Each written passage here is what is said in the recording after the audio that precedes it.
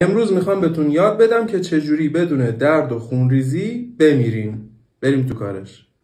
لیوان سرو، دبل شات اسپرسو ترجیحاً روبوستا، زهر حلائل نوشیدنی انرژیزا.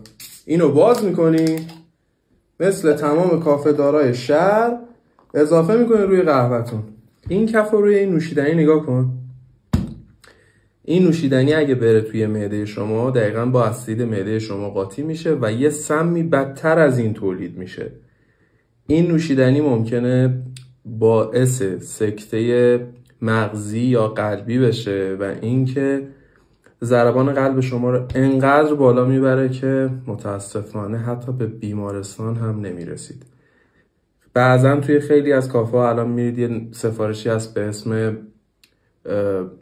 هایپ اسپرسو یا اسپرسکولا که این دقیقا همین زهرماریه که دیدید و با هم درستش کردید. بچه‌ها به هیچ عنوان همچین چیز رو امتحان نکنید و گول این آدما رو نخورید. واسه چندر قاسپول هر کاری میکنن. این سم خار و مادره. اصلا امتحانش نکنید و هر کسی هم بهتون پیشنهاد داد با همین لیوان بزنید تو سرش. خیلی چکری.